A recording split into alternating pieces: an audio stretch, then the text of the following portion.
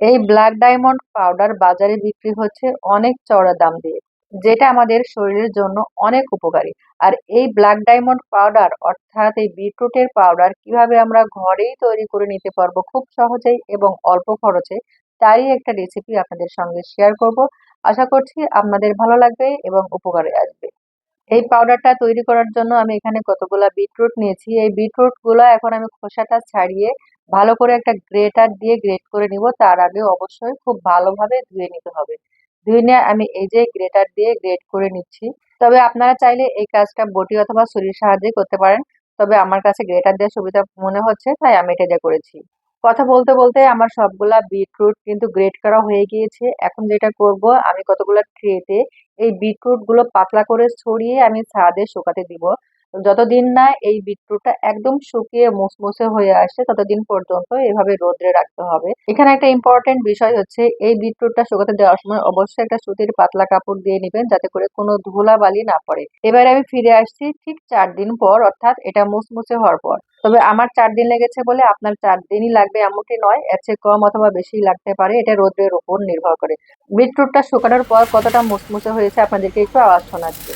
ঠিক এরকম মুচমুচে হতে হবে, তা না হলে কিন্তু পাউডারটা ঠিক মতো গুঁড়ি হবে না।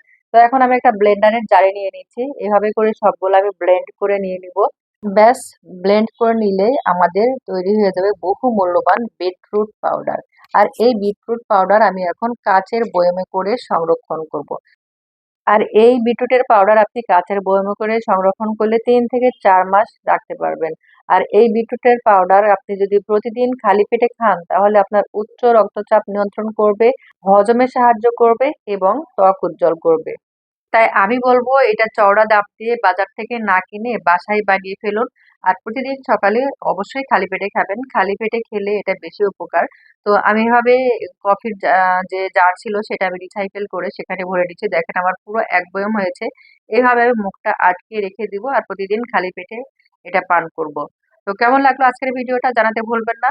যাওয়ার আগে আপনাদেরকে একটু এই বিটরুটের পাউডার দিয়ে একটু শরবত বানিয়ে দেখাচ্ছি। আমি এখানে 1 গ্লাস পানি নিয়েছি, সেখানে 1 চামচ দিয়ে দিচ্ছি সেই বিটরুট পাউডার। আর এভাবে করে প্রতিদিন সকালে আপনি 1 থেকে 2 ঘন্টা ভিজিয়ে রাখবেন, তাহলে খুব সুন্দর একটা কালার আসবে। তো আমি অতক্ষণ রাখার সময় পাইনি, আমি 30 মিনিট পরে আপনাদেরকে দেখাচ্ছি। তারপরও মাসাল্লাহ, বাহির থেকে কালার বোঝা না গেল আপনাদেরকে একটুখানি চামচ দিয়ে দেখাচ্ছি এটা কতটা সুন্দর কালার হয়েছে। দেখেন মাসাল্লাহ, দেখতে অনেক ভালো লাগে আর খেতেও কিন্তু ভালো লাগে। আর গুণের কথা সেটা তো আগেই বলেছি।